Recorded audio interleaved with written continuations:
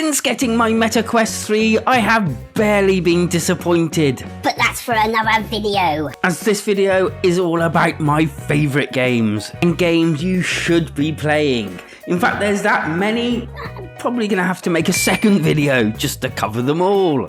And as usual, I'm not going to ask you to hit them like and subscribe buttons this early in the video, but if you do find yourself interested or enjoying what you see in here, then do go ahead. So first off, this is in no particular order, even though Superhot is one of my favourite VR games of all time. Basically, this one I have owned since the PSVR 1 days, and although it hasn't really changed that much, it is still one of the games that I play quite a bit these days. And also, if you have the Vive Infinity subscription, then you get this for free within it. If you've never heard of it, then basically this is one of those games where if you move, time moves. If you stop, time stops. And it's kind of almost like a puzzle shooter type game, even though you do actually use melee weapons and like things like ashtrays and shurikens and all that lot as well. I've recommended this game to so many different people and none of them have come back disappointed. Next up, I've got a new arrival to the list, You Can't Scare Me. Now this game's more of a scary type game. I have played with the devs themselves and I've had a lot of fun with it. There are several different levels that you can go through, from Haunted Mansion, Haunted Hospital, and if you haven't guessed it, it's all about scaring each other half to blah blah blah blah. Huh? In a nutshell, one of you will be wandering around being scared and trying to find some keys and some bones lying around, and the other lot get to dress up, place traps, and these come in different varieties and even different sounds. So if you're after something a little bit more different, a little bit more scary, and something that a group of people can play all together, then I think you'll all have a bit of a blast with this one.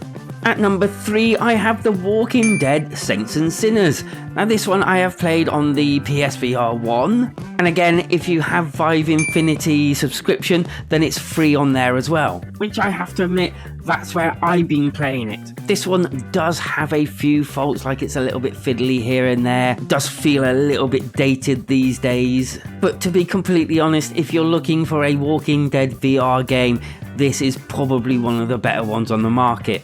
And if you are looking to purchase it on the Meta Quest 3, it does actually go on discount quite often. And there is a half decent story here and loads of customizational weapons. And in general, it is one of those games that I kind of like go back to from time to time still. Up next, By Grit Alone, another game I reviewed quite recently. Of course, depending on when you've watched this video. And basically all I need to say is Dead Space in VR, nice. And it really does have that feel to it. It's very tight, scary, there's loads of different types of aliens that need to be taken down, and the actual story is told in a pretty cool way where you have to go to different space stations and each space station has like a different story to tell. Again, it's not perfect, but for me it was perfect enough. And if you're enjoying your time here, please do go hit them like and subscribe buttons. Please, mister, can I have another button to press? Which brings me nicely onto one of my favourite games in flat mode, let alone VR mode, and that is Resident Evil 4. And of course, Resident Evil 4 is by some people considered the best Resident Evil game so far, which dared to switch it up and did a very good job at doing so. This VR iteration is just perfect. It has everything from the original game. In fact, it's just a almost straight port, but in VR. It looks rather dated these days, but I mean, it doesn't really matter. Just the sheer fact that you're in there actually doing these things, loading your weapons, shooting, talking to different NPCs, running in fear from the enemies, and seeing some of those scary ass creatures up close and personal. Which kind of sounds funny, but it made me fall in love with it once again. Next up, I have Synth Riders, a rhythm-based game, which you can kind of say is exercise-ish as well. This one's got plenty of tracks, it's multiplayer, and it's actually quite fun to play. You can tell that the devs have put a lot of work and heart into this one, and you can also tell they have a good sense of humour and a good view of different types of music. The levels are decent and the community is quite nice, and even helped me out when I was making my videos. Highly recommended if you're looking for something a little bit different from the normal ilk.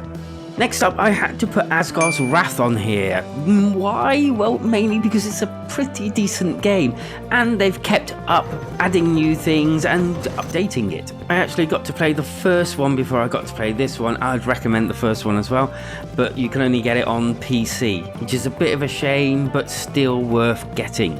As soon as I was able to play this game, it told me one thing: I had not made a mistake by getting my MetaQuest 3. As it came with the MetaQuest 3 for quite a while, I'm guessing a lot of you actually own this. It'd be interesting if you'd leave a comment down below letting me know what you actually thought of this one. Next up, Arizona Sunshine 1 and 2 to be fair.